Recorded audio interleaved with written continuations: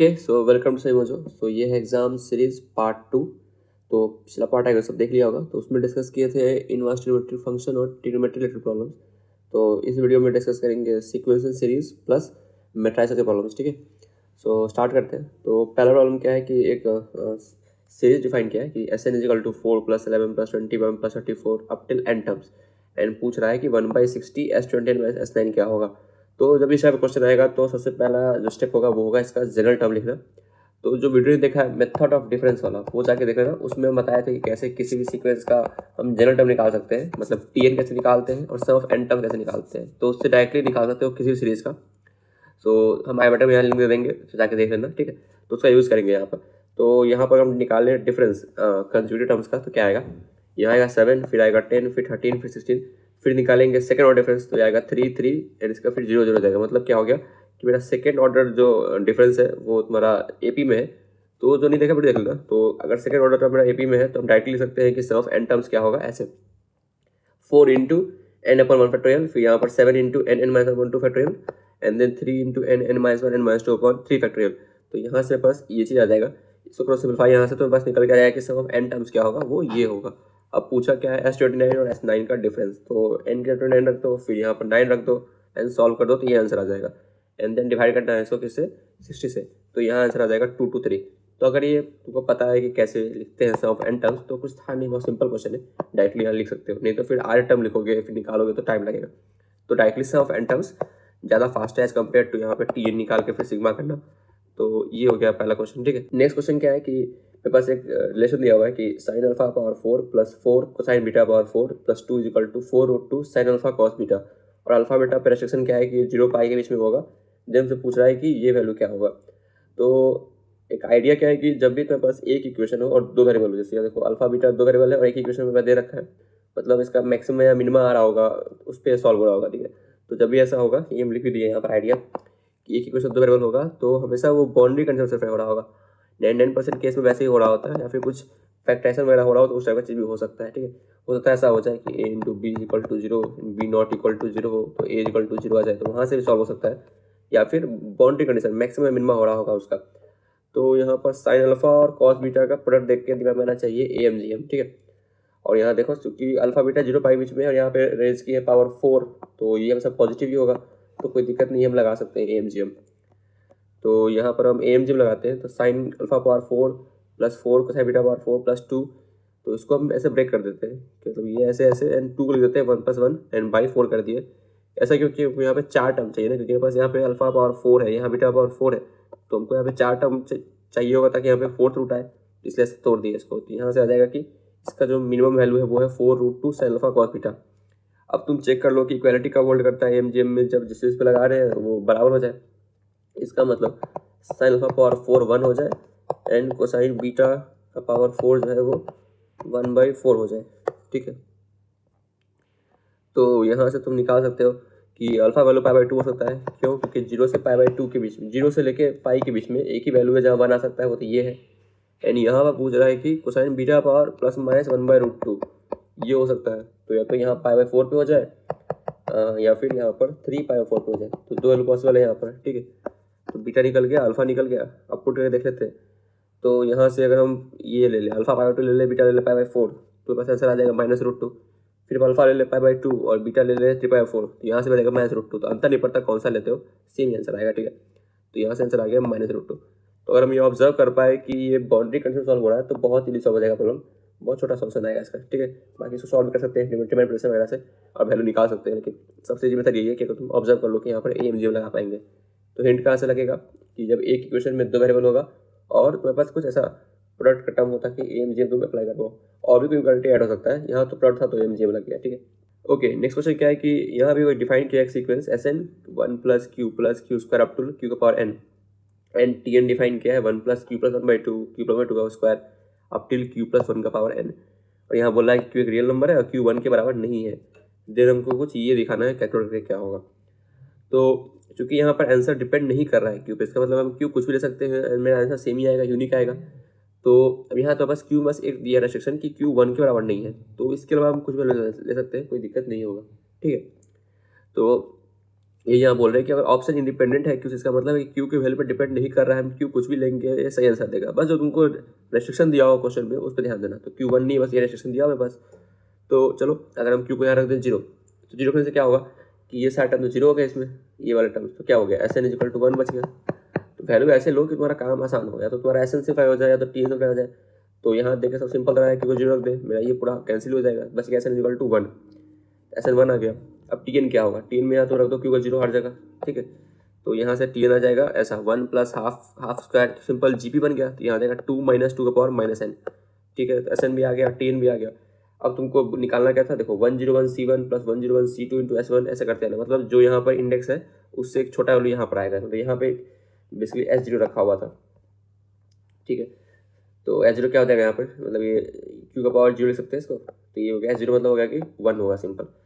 तो यहाँ लिखा हुआ क्या है basically 101c1 S0, 101c2 S1, 101c3 S2 ऐसा करते करते 101c1 S100।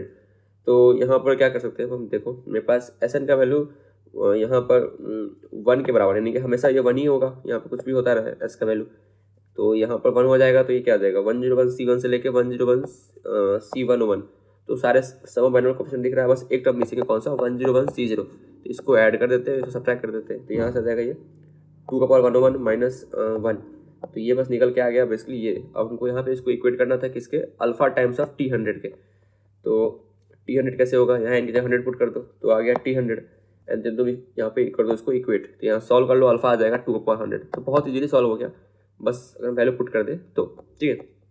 अब एक और अप्रोच क्या हो सकता है कि हम यहाँ एस एन को सिम्प्लाई कहते हैं, हम यहाँ टी एन को सिम्प्लाई कर सकते हैं। कैसे, अगर यहाँ पे क्यू को रख दे -1 तो ये सब जीरो हो जाएगा यहाँ पर। और यहाँ पे कोई दिक्कत नहीं है, क्योंकि बोल रहा है क्यू 1 नहीं हो सकता, तो -1 तो हो ही सकता है।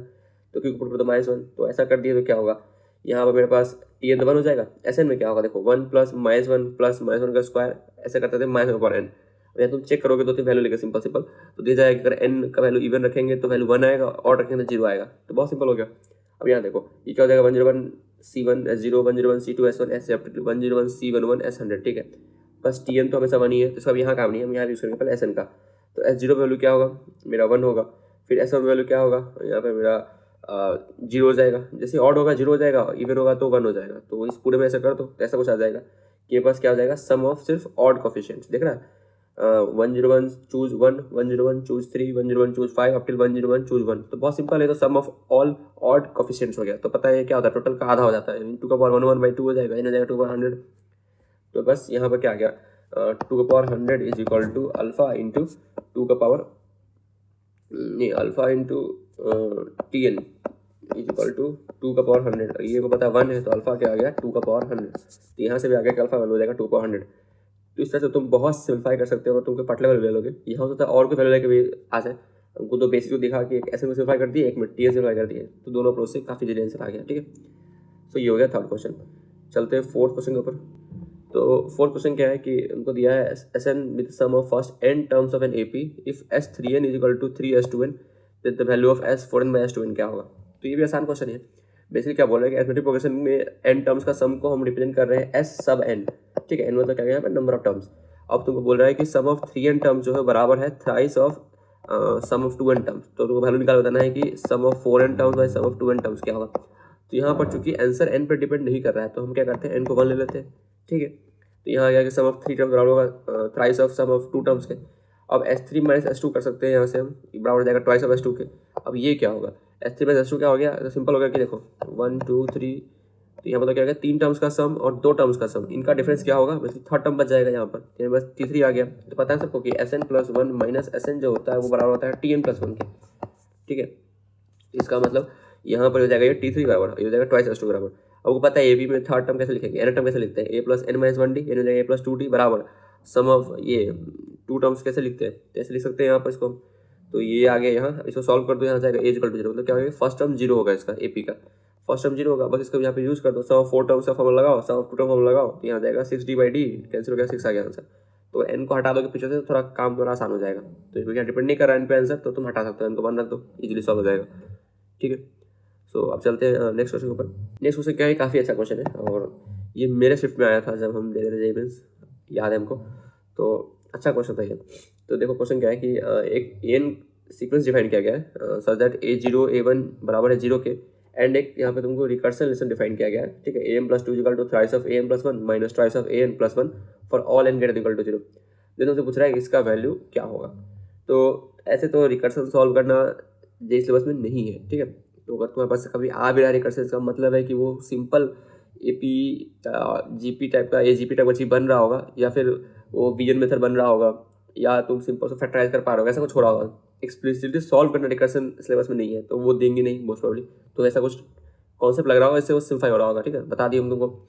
या तो तुम्हारा वहाँ पर तुम्हारा एपी बन जाए वो सीक्वेंस, या तो एजीपी बन जाए, मे बी जीपी बन सकता है, या फिर फैक्टराइज हो जाएगा, या फिर तुम्हारा वहाँ पर टेलीस्कोपिक लग सकता है। तो यही सब अप्रोच लगेगा, और कोई तरीका नहीं है, क्योंकि तुम्हें निकालना नहीं है। ऐसे तो हम बता रखे हैं, रेजिस्टेंस का वीडियो अगर तुम चेक करोगे तो उसमें बताया सॉल्व करना कि सॉल्व कैसे करते हैं लीनियर रिकर्शन को, ठीक है।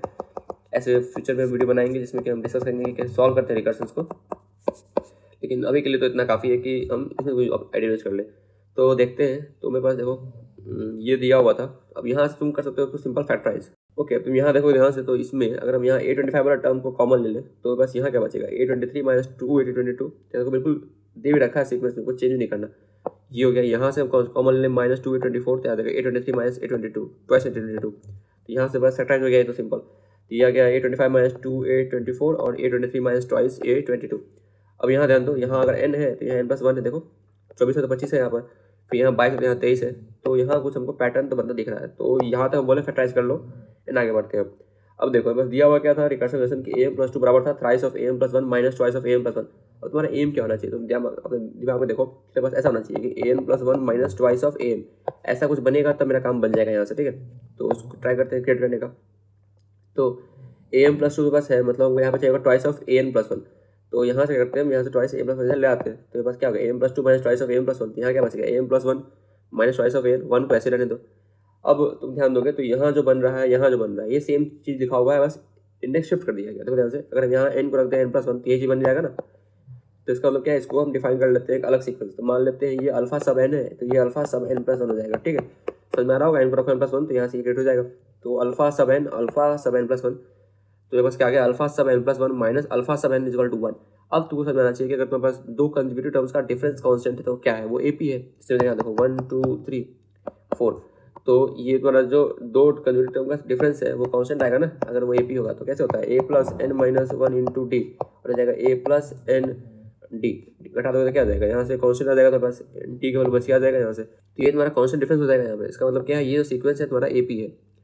तो अल्फा 7 एपी है, तो हम लिख सकते हैं ना कि फर्स्ट टर्म क्या होगा, फर्स्ट टर्म निकालो यहाँ से। तो alpha 0 equal to a1 minus 2a0 होती है, आ गया 0। अल्फा 0 निकल के आ गया, ठीक है। तो अल्फा n कैसे लिखोगे, होता है a+n माइनस 1 इंटू डी, ऐसा कर सकते हो। अब तुम्हारा स्टार्ट यहाँ 0 से हो रहा है, तो यहाँ हम एन डी कर देंगे इसको। अब यहाँ तुम डी कैसे निकालोगे, तो तुम्हारा ये जो कॉमन डिफरेंस है यही तो हुआ, इन दोनों का डिफरेंस जो होता है वो तो कॉमन डिफरेंस होता है यहाँ से। तो उसका तुम्हारा क्या होगा, तुम्हारा कि डी वैल्यू बना गया, यहाँ से तुम पहला टर्म भी निकाल लिए, 0 हो जाएगा। तो एन टर्म्स कैसे निकालोगे, तो हो जाएगा alpha n equal to a+n minus 1 into D.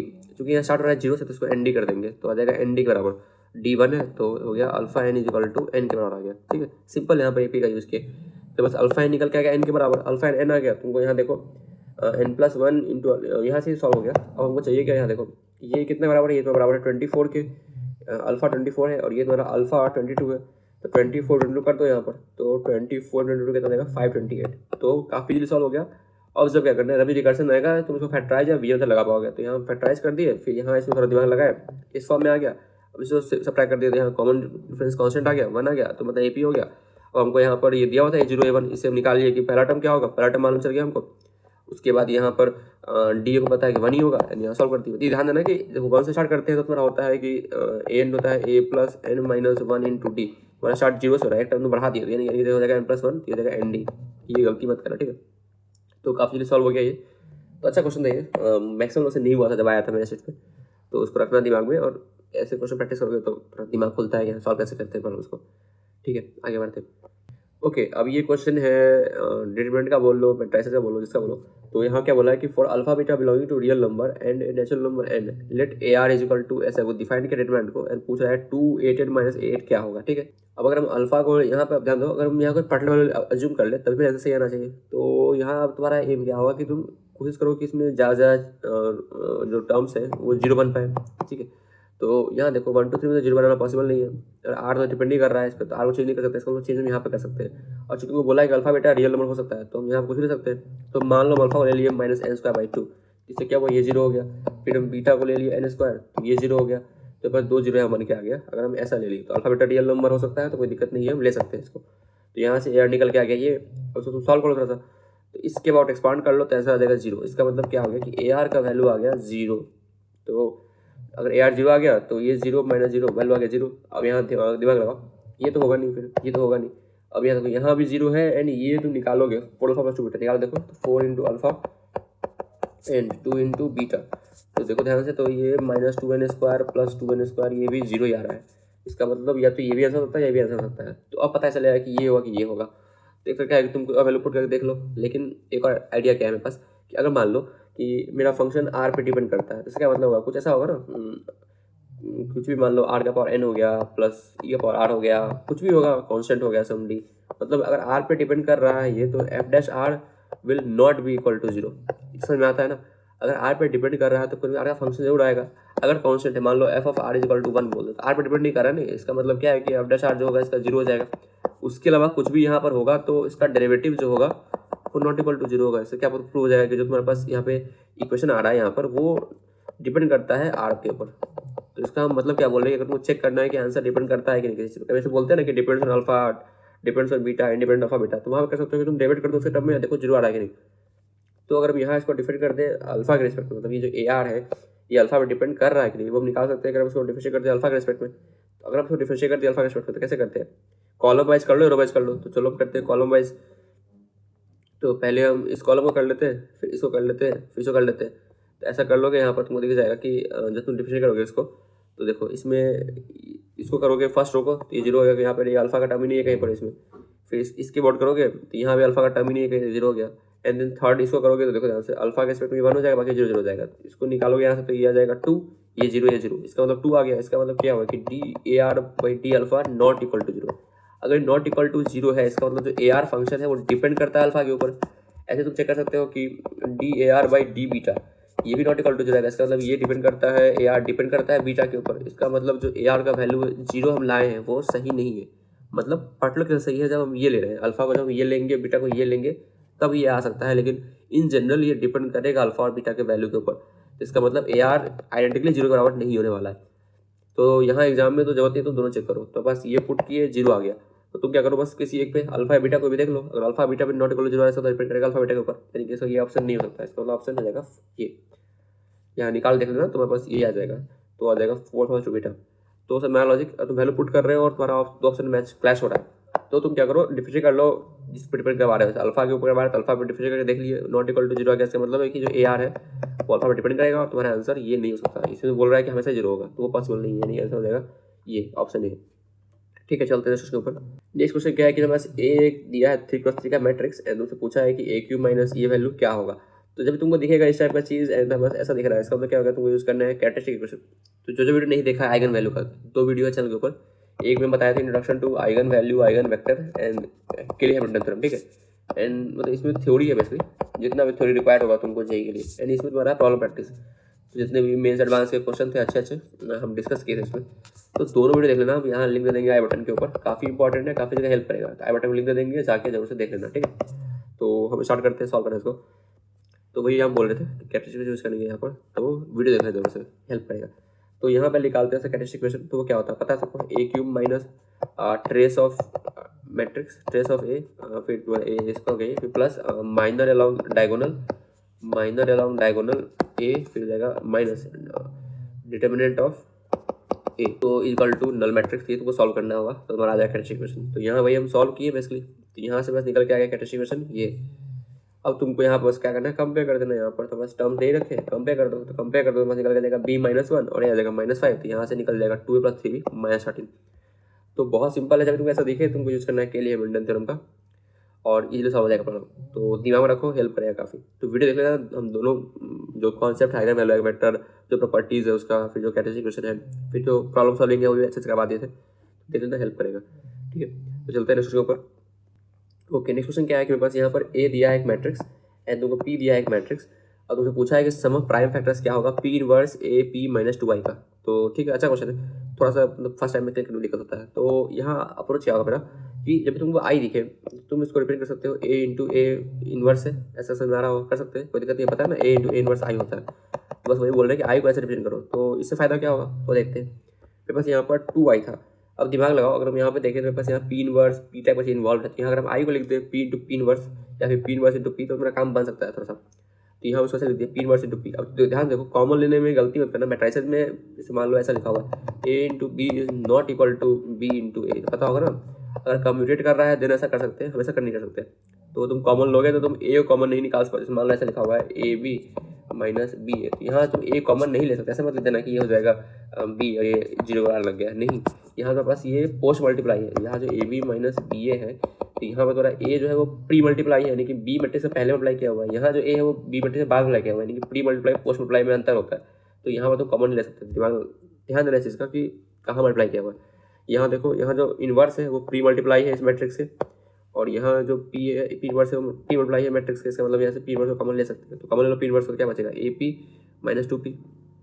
फिर यहाँ देखो ये ए के बाद है पी और यहाँ तो कॉन्स्टेंट कोई दिक्कत नहीं है, तो यहाँ से क्या कर सकते हैं हम, इसको ऐसे लिख सकते हैं कि पी इनवर्स यहाँ कॉमन ले लिया पी को, तो ए माइनस 2y इंटू पी।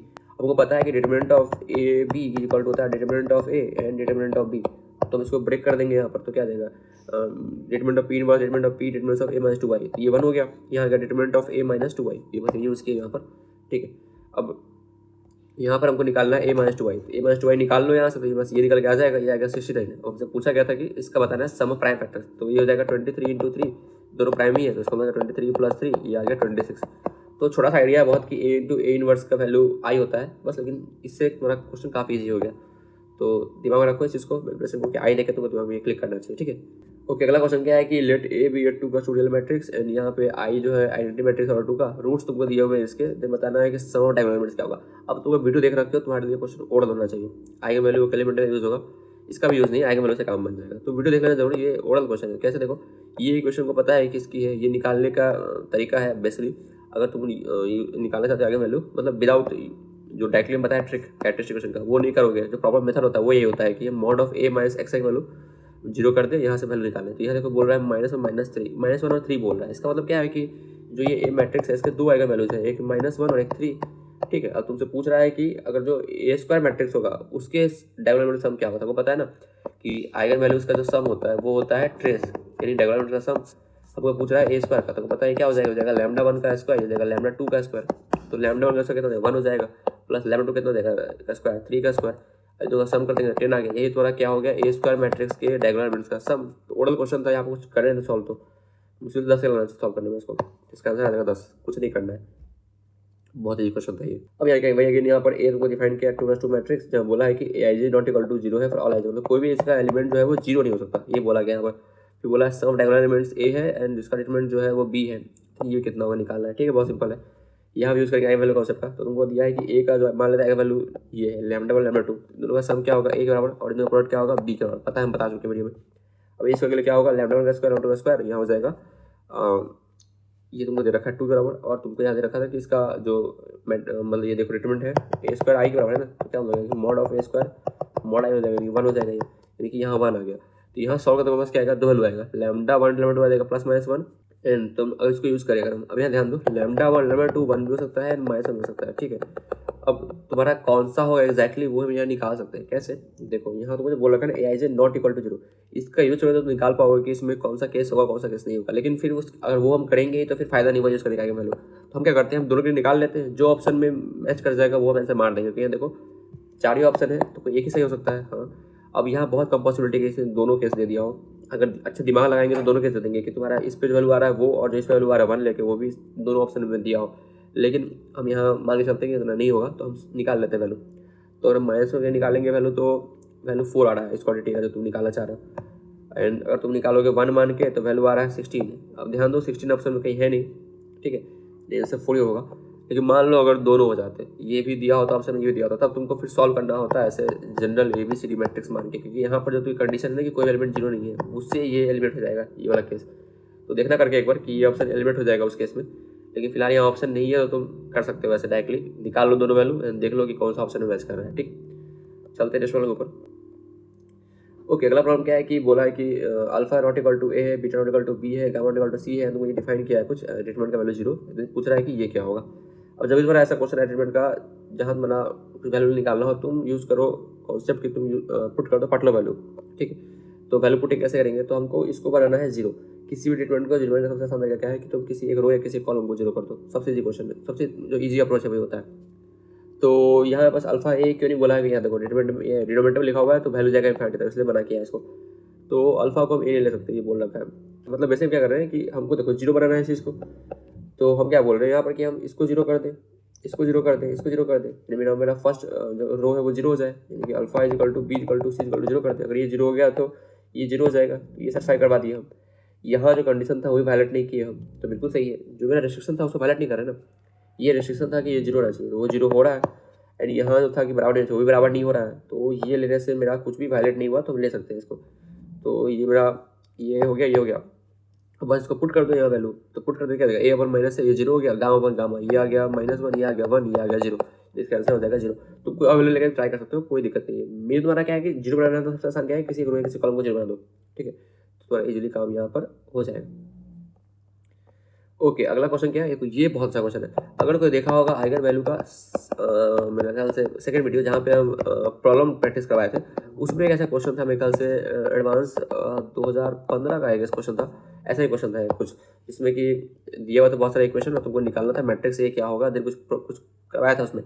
तो वहाँ हम यूज़ किए थे कॉन्सेप्ट बेसिस वेक्टर का।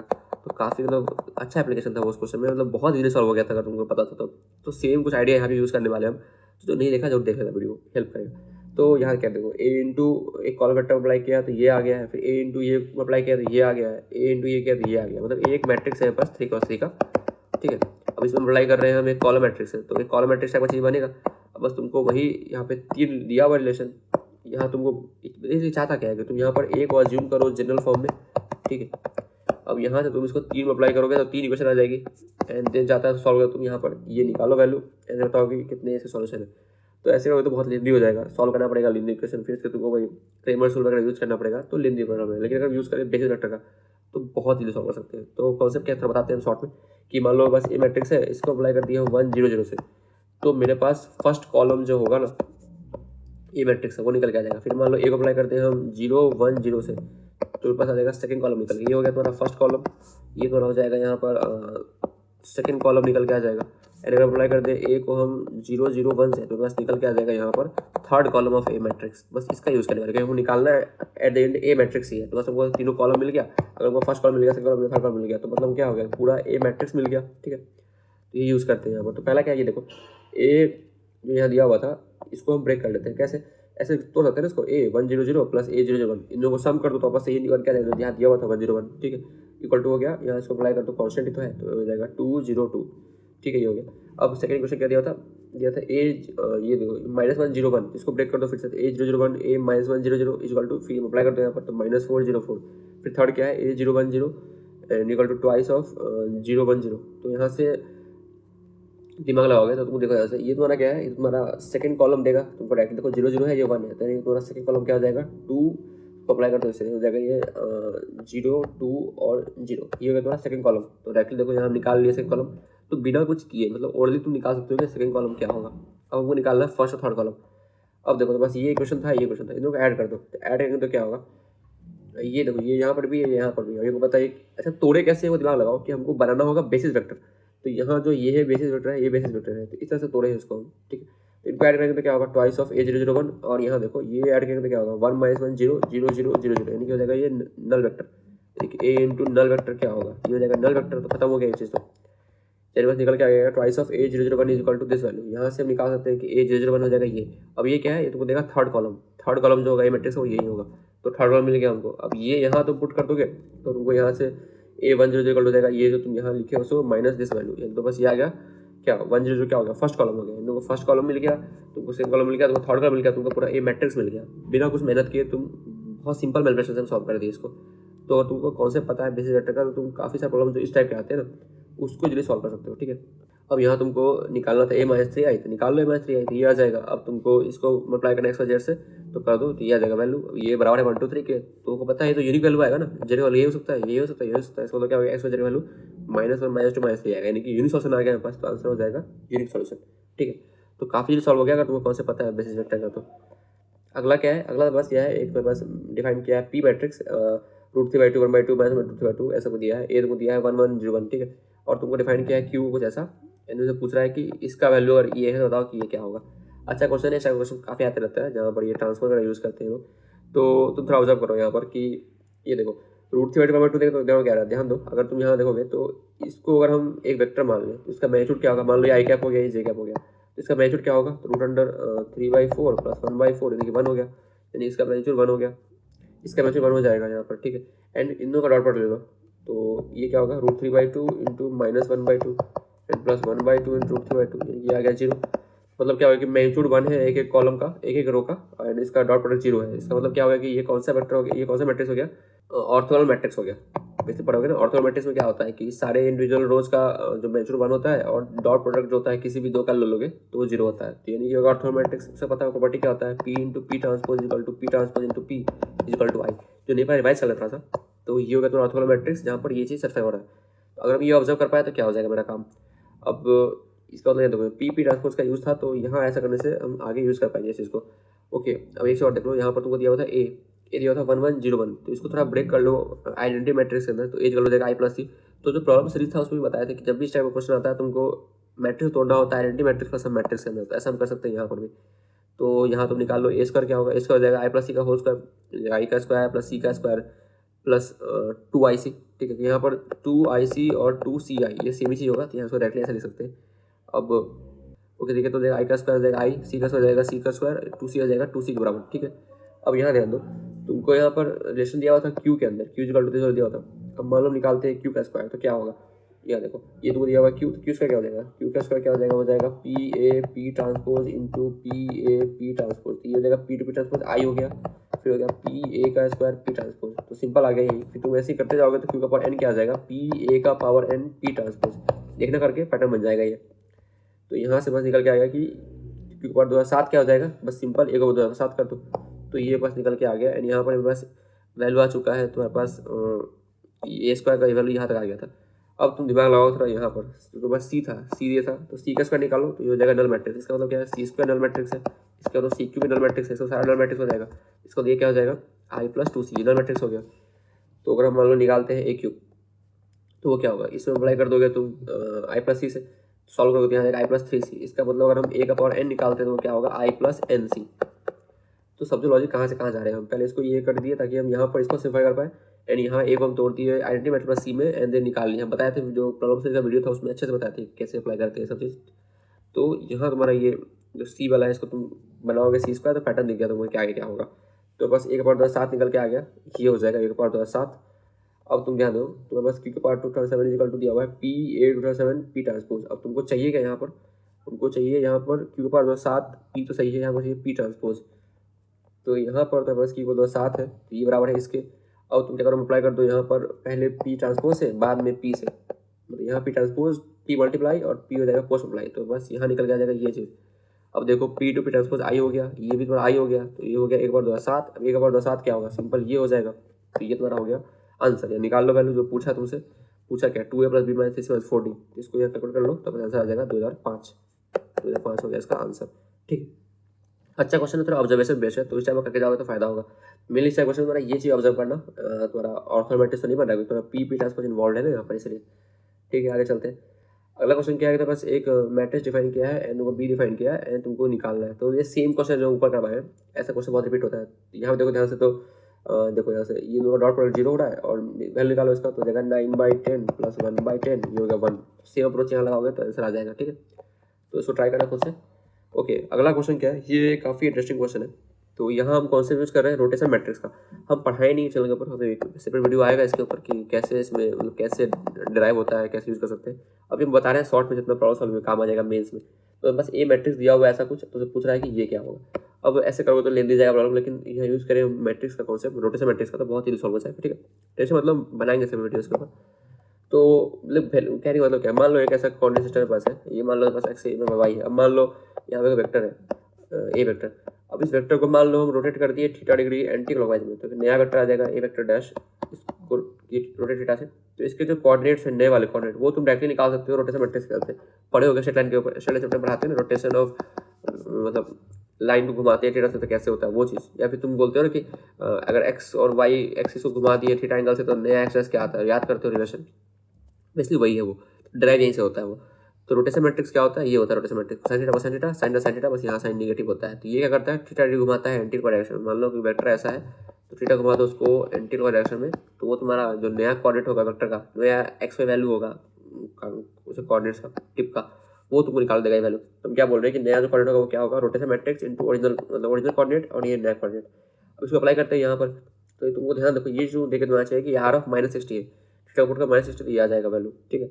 अब माइनस का मतलब क्या होगा कि हम इसको क्लॉकवाइज घुमा रहे हैं, मतलब ये तो मेटल क्लॉकवाइज के लिए, यहाँ इसको मतलब कि माइनस आ रहा है, हम निगेटिव घुमा रहे हैं, यानी हम क्लॉकवाइज डायरेक्शन में घुमा रहे हैं इसको 60 डिग्री। अब तो दिमाग लगाओ कि मान लो वेक्टर यहाँ पर है, इसको हम 60 घुमाएं, ये 60 डिग्री है मान लो, इसको हम 60 घुमाएं 60 घुमाएं 60 घुमाएं 60 घुमाएं 60 घुमाएं, तो आफ्टर 360 डिग्री ये तो वापस यहीं पे आ जाएगा। इसका मतलब क्या होगा कि अगर हम इसको n टाइम्स घुमा दें और वापस वहीं पर ले आए तो a पर n a बराबर हो जाएगा। अब आपको 60 से कितना घुमाना पड़ेगा, तो 360/60 कर लो, ये आ गया 6, मतलब कि 6 रोटेशन के बाद हम उसको वहीं पहुंचा देंगे जहाँ वो ओरिजिनली था। तो इसका मतलब क्या होगा कि a का पावर 6 जो का i हो जाएगा। बस अगर ये वो मालूम चल गया तो बहुत ही समझा जाएगा। तुमको वैल्यू देखो इस टाइम दिया हुआ √3/2 समझना चाहिए, रोटेशन मैट्रिक्स है ये। जैसे तुमको ऑब्जर्व हो गया और तुम बस यहाँ देख लो कि कितना डिग्री है ये, इससे फर्क पड़ता नहीं प्लस माइनस में, तुमको देखना है कि डिग्री क्या ले रहे हो। तो 60 डिग्री है, इसका मतलब क्या है कि हम उसको 6 बार घुमा देंगे तो वापस वहीं पहुंच जाएंगे, तो ओरिजिनल वेक्टर आ जाएगा। इसका मतलब a का पावर 6 i होगा, तुम निकाल दे सकते हो। अब तुम मान लो तुमको नहीं पता, तुम क्या करते हैं यहाँ पर, तुम a निकालते हैं, फिर तुम यहाँ a² निकालते हैं, फिर तुम यहाँ a³ निकालते हैं और वेट करते हैं कि पैटर्न कब तक बनेगा। जनरली यहाँ तक बन जाता है पैटर्न, या तो नल मैट्रिक्स आ जाता है या फिर कुछ रिलेशन आता है कि a³ = λ टाइम्स ऑफ a। लेकिन यहाँ देखो a का पावर 6 = i आ रहा है, तो ऐसे करोगे तो बहुत लेंदी पड़ेगा। और तुम ये ऑब्जर्व कर लिए रोटेशन मैट्रिक्स कॉन्सेप्ट, तुम डायरेक्टली दे जाएगा a का पावर 6 i होगा, तो बस वैल्यू चेक कर लो, यहाँ आंसर आ जाएगा यहाँ पर ऑप्शन बी। तो एक अच्छा यूज है रोटेशन मैट्रिक्स का, ये काफ़ी हेल्प करेगा। ओके, इस वीडियो का लास्ट प्रॉब्लम क्या है कि मेरे पास यहाँ कुछ दिया हुआ है, रूट ऑफ द इक्वेशन वगैरह वगैरह यहाँ तो दिया हुआ है कुछ, एंड मैट्रिक्स डिफाइन किया है, अरे पूछ रहा है कि ये वैल्यू क्या होगा। अब तुम यहाँ ध्यान दो, यहाँ पीछे जो भी हो रहा हो इसको अगर हम देखो सॉल्व करें तो मेरा आंसर डायरेक्टली आ जाएगा। इसका कोई यूज़ ही नहीं था, ये एक्स्ट्रा इन्फॉर्मेशन दे रखा था, इसका कोई यूज़ नहीं है।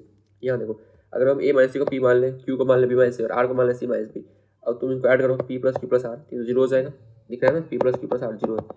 एंड यहाँ पूछा गया उसे p²/qr, q²/pr, r²/pq, यहाँ पर तुम अप्लाई कर दो इसको किससे, p से तो pq हो जाएगा, अप्लाई कर दो इसको q से तो qq हो जाएगा, अप्लाई कर दो r से तो हो जाएगा rq। ये क्या गया, सिग्मा pq/pqr, तो वो पता है p + q + r 0 हो जाएगा, दिख रहा है यहाँ से। तो हमको पता है फॉर्मूला होता है ना, sigma p³ - 3pq r = sigma p sigma p² - sigma pq, मतलब क्या हम बोल रहे हैं a³ + b³ + c³ - 3abc, ये क्या होता है, ये होता है a + b + c, फिर होता है a² + b² + c², फिर होता है -ab - bc - ac, यही चीज़ बोल रहे हैं हम। तो मेरे पास a + b + c का टर्म 0 है, इसका मतलब क्या होगा कि ये पूरा टर्म 0 हो गया, इसका मतलब ये हो गया a³ + b³ + c³ = 3abc। अब ये बस ये हो गया 3abc। अब ये तो पूछा था सिग्मा pq/pq r, तो 3 हो जाएगा, तो आंसर हो गया 3। मतलब इस पूरे इन्फॉर्मेशन का यहाँ कोई यूज़ नहीं था, ये एक्स्ट्रा हो रखा है, ठीक है। तो डायरेक्टली तुम इसे सॉल्व करोगे तो आंसर तुम्हारा आ जाएगा। ओके, सो यही था वीडियो, जो कुछ प्रॉब्लम थी हम डिस्कस कर दिए। आई होप हेल्प मिलेगा तुमको कि कैसे प्रॉब्लम को डील करते हैं शॉर्ट अप्रोच में, ठीक है। Okay, so thanks for watching and सबको ऑल द बेस्ट सबके JEE मेंस एग्जाम के लिए, ठीक है। अच्छे से रिवाइज करते रहो, अच्छे से काम माइंड से एग्जाम दो, सबका जितना मेहनत किया उतना रिजल्ट तो आएगा ही, इसमें टेंशन नहीं लेना। बस अच्छे से भी लास्ट के कुछ दिन बचे, पैनिक नहीं होना, शॉर्ट में रिवाइज करते रहो, PYQ सॉल्व करते रहो एंड काम माइंड से बिल्कुल टेंशन फ्री होकर एग्जाम दो। सबका जो मेहनत की हो वैसा रिजल्ट तो आएगा, ज़्यादा टेंशन लोगे तो फिर जो भी मेहनत की वो वेस्ट जाएगा। तो आराम से काम माइंड से एग्जाम दो, सबको all the best. Okay, see you again next video.